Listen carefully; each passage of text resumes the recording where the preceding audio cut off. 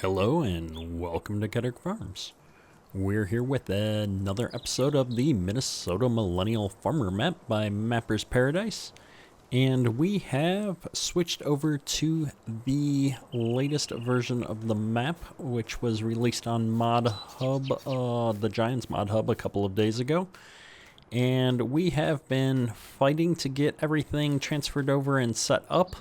You'll notice that we do not have seasons enabled at the moment. This is hopefully temporary.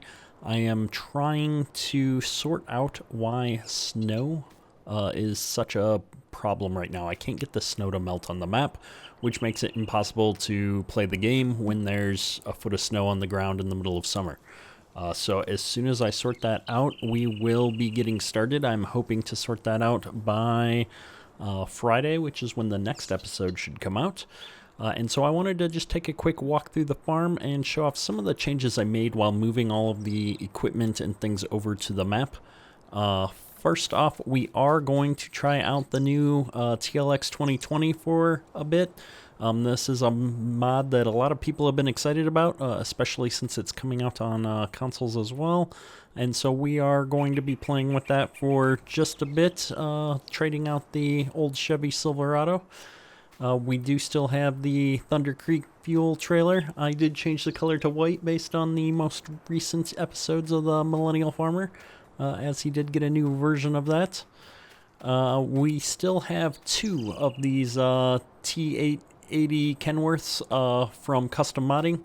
Love this truck. It's not quite what's on the farm, but this is what we were using before. I did get rid of the Peterbilt because the sleeper topper was so tall it kept bumping into all of my augers.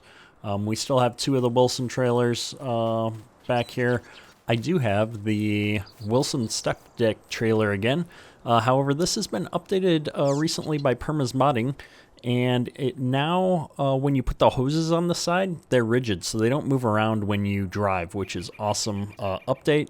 And so we're going to be just using the one chemical trailer now. We got rid of the other trailer that we had, and we're going to actually be switching out and using this to do both herbicide and fertilizer, depending on what jobs we're doing. Because we've also got two big storage tanks here. So these are not buy points, these are storage tanks. And they should hold either fertilizer or herbicide, so we're going to put one in each. And they should work with the manure system and the hoses. So I'm looking forward to trying that out. So you'll notice that I don't have the buy points back here for fertilizer or herbicide anymore. The seed buy point here is part of the map, so I didn't go in and take that out, but we're not going to be using that either. Our goal is going to be to try and buy everything like in bulk and have it delivered. And so we're going to be trying to take on a little bit more of that and doing some of those kinds of jobs manually moving forward. Before we get started on the combines and stuff, over here we do still have the 9RT. This is the 9570 by Custom Modding. And then recently this new mod has been released. This is a edit of a 2410 and turning it into the fertilizer deep bander setup that the Millennial Farmer uses on his farm. And so this is just a standard 1910 air cart, and then this this field cultivator has been updated with hoses to support applying fertilizer. And so this is a mod. I'll link this mod in the description. You can find this actually on the community page on our the Ketter Farms Facebook page. So if you're looking to download that, you can also find it there. Moving on, we'll cover this shed here. We've got two 635 headers out here for our soybeans. We downgraded from the 645 with the wind system on it just because the STS combines that we're using, here, which are here in the back, the pipes just aren't long enough to use a 45 foot header. And then we got two of these 12-row John Deere corn headers. We're still using Sid Modding's STS combines, so we've got the 9860 and the 9870 just to mix it up and have two different combines on the farm. And then we still got the awesome J&M grain cart here. And we have added the 8RT to the farm. And so that's going to be primarily our grain cart tractor, I believe. And as we move over to our shop shed here, we've got the John Deere skid loader, obviously.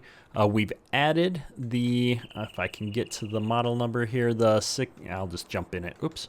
I think it's a 6175R. Yep. With the front loader attachment and the bucket. So that'll be a good utility tractor for the yard. We've still got the 8RX here on the farm. I really like this tractor, so we're going to be keeping that.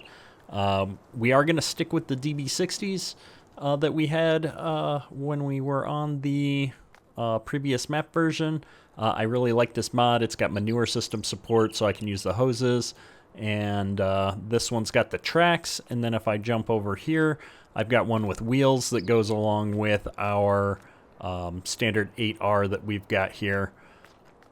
And then the final mod is the 4730 sprayer. We have gone back to the 4730 sprayer because Perma's Modding put out an update to this mod, which fixes hopefully all of the issues that we were experiencing with it. So this should work out just fine for spraying our crops. It has manure system support, so we're going to be able to fill it with our hoses. And in general, this should work out really well. And so with that, I believe that is all of our equipment that's on our actual farm. We're missing a couple of pieces that we had before, and I wanted to show those off, as well as just take a quick look at the additions we've made to the fields on the farm. And so if we jump up here, well, actually, let's jump into the map first. You can see here that before we had fields 1, 7, 4, and 3. We've added field 2, which is this large field north of the farm, and then we also added field 12. And so we're going to be farming these fields, and then at some point I am going to try out the pig farm because we didn't get a chance to do that in the previous run. But I don't think we're going to jump into that right out of the gate. And so if we now look here, I'll fly up here. This is that big field 3 that we had before.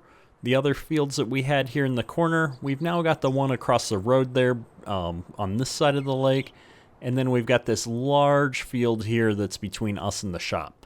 And so that's going to give us significantly more land to farm, which I'm really excited about. And then if we fly on over here to the bulk purchase point, we've added one additional piece of equipment that's not technically ours, which is the max spreader here.